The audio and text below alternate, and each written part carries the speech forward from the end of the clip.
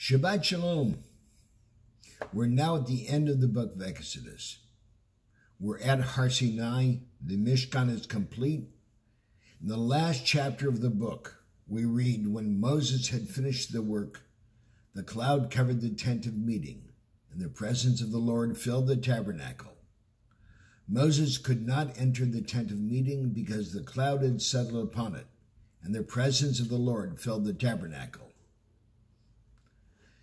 This is actually a contradiction that both Jewish commentators and Christian commentators have a problem with.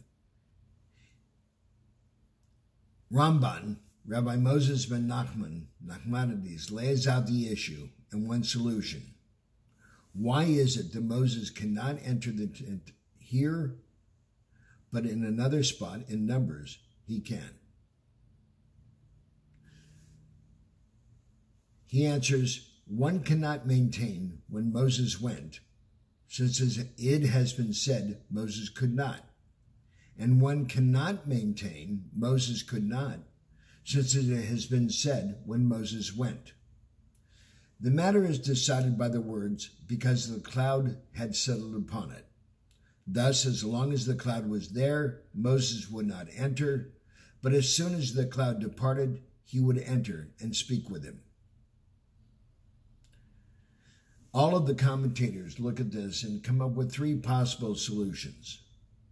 One, Moses could not physically. He was hindered because a cloud or essence filled the tent and therefore could not go in. Second possibility is that Moses was not permitted, that God really said, you can only come into the tent if I say it's okay. And third was that Moses himself decided that he couldn't do it because the majesty of God was too great. When we're at Temple Bethel, our own tent of meeting, or Beit Knesset, house of gathering, we also have that issue of whether we feel comfortable speaking with God.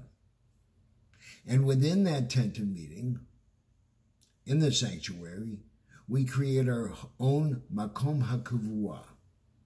Each of us has our own place within the synagogue. We create our own Mikdash Me'at, personal space for prayer, where we sit, what we bring, who sits with us, our personal rituals, how we and when we sit or stand.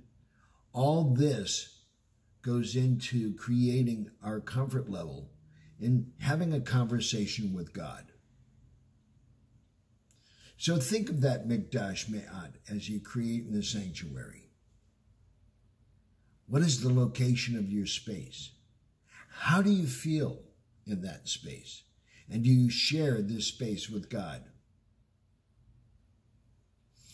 The sanctuary is one place to create that Mikdash Me'at, but your home is another. According to the Talmud, God will dwell in the holy spaces we create, for they are in the temple in miniature. So as you are at home, especially during this time, I invite you to find that Mikdash Me'at that exists with you. What location have you decided to have your space? How do you feel? And will you share this space with God? I invite you, create whatever rituals are necessary so you can enter your Mikdash Me'at and have God be there as well with you. Have your personal conversation and don't feel foolish listening for God's voice because it may be your own. Shabbat Shalom.